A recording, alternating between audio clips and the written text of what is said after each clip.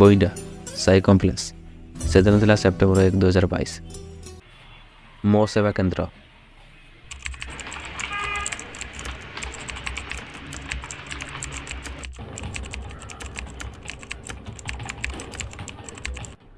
ଯେଉଁଠି ବସି ମୁଁ ମୋର ଅନଲାଇନ୍ରେ କାମ କରୁଥାଏ ଆଉ କାଲି ଯିବା ପାଇଁ ମୁଁ ମୋର ପ୍ରସ୍ତୁତି କରୁଥାଏ। ମନରେ ବହୁତ ପ୍ରଶ୍ନ। ମୁଁ ମୋର ପ୍ରଥମ ଟ୍ରେନ୍ରେ ବସିବା ପାଇଁ ଏମିତି ଭାବୁ କିନ୍ତୁ ଭାବି ଟିକେଟ୍ଟିକୁ କାଟିଦେଲି। ଟିକେଟ୍ଟିକୁ କାଟି ସାରିବା ପରେ ସେଇ ଟିକେଟ୍ଟିର ଗୋଟେ ପ୍ରିଣ୍ଟ କପି ବାହାର କଲି।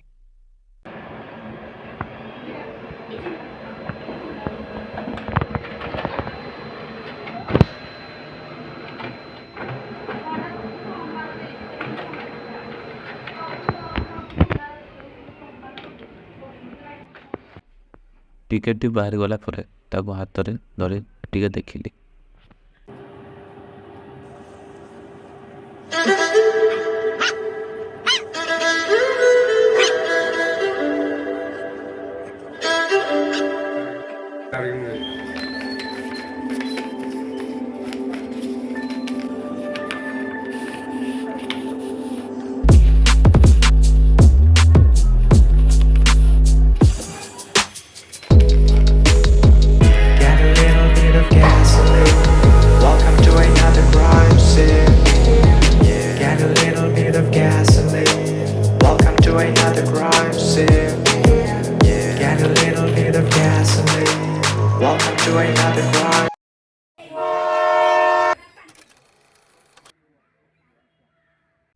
ତା ପରଦିନ ମୁଁ ମୋର ବୋଇଣ୍ଡା ରେଲୱେ ଷ୍ଟେସନରେ ଛିଡ଼ା ହୋଇଥିଲି। ଚାରିଆଡ଼େ ଦେଖିଲି ସବୁଆଡ଼ୁ ଲୋକ ଆସିଥିଲେ। ଟ୍ରେନ୍ ହର୍ନ ସାଉଣ୍ଡ ଶୁଣି ମୁଁ ଚମକି ପଡ଼ିଥିଲି। ମୋତେ ଲାଗିଲା ଟ୍ରେନ୍ ଆସିଗଲା। ତାପରେ ହଠାତ୍ ଦେଖିଲି ଗୋଟେ ମାଲବାହୀ ଟ୍ରେନ୍ ଆସି ଯାଉଛି।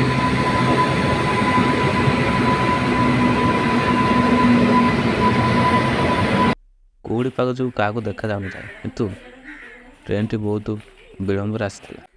ପାଖାପାଖି 1 ଘଣ୍ଟା ପରେ ଯାଇ ଟ୍ରେନ୍ ଆସି ଷ୍ଟେସନରେ ଲାଗିଲା ଆଉ ସମସ୍ତେ ଯାଇ ସେ ଟ୍ରେନ୍ରେ ଯାଇ ଚଢ଼ିଲେ। ଯାହା ବି ମୁଁ ଟ୍ରେନ୍ରେ ବସିଗଲି।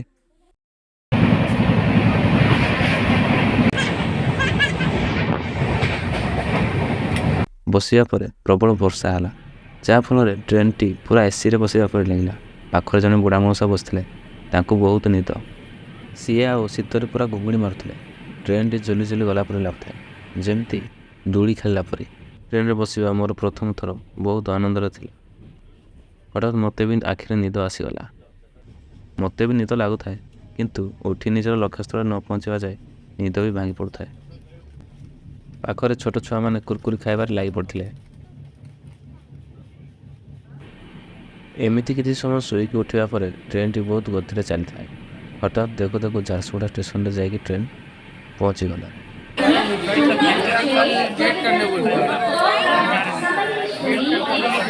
ଆଉ ମୁଁ ଷ୍ଟେସନରୁ ଓହ୍ଲାଇଲି ଆଉ ସେଠୁ ଗୋଟେ ଟେମ୍ପୋ ଧରି ସିଧା ଝାରସୁଗୁଡ଼ା ବଜାରକୁ ଚାଲିଲି। ଆଉ ମୁଁ ଯାଇକି ସେଠି ଗୋଟେ ଭଡ଼ା ଘରେ ରହିଲି। ତାପରେ ମୁଁ ସେଠାରେ ପହଞ୍ଚିଥିଲି ଚାହା କରିବା ପାଇଁ ଯାଇଥିଲି। ମୁଁ ଘରର ଛାତ ଉପରକୁ ଚଢ଼ିଗଲି ଆଉ ସେଠାରେ ପ୍ରଭୁ ଶ୍ରୀରାମଙ୍କର ଭଜନ ବାଜୁଥିଲା। ହଠାତ୍ ପାରାମାନେ ବାଣ ବାଜିବାରେ ଉଡ଼ିଗଲେ।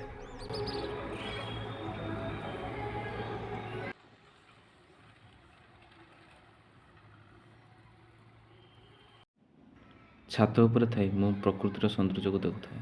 ତାପରେ ମୋ ଘର କଥା ମନେ ପକାଉଥାଏ। ତୁମମାନେ ଭାବୁଥିବ ମୁଁ ଝାରସୁଗୁଡ଼ା କେଉଁଥିପାଇଁ ଆସିଥିଲି।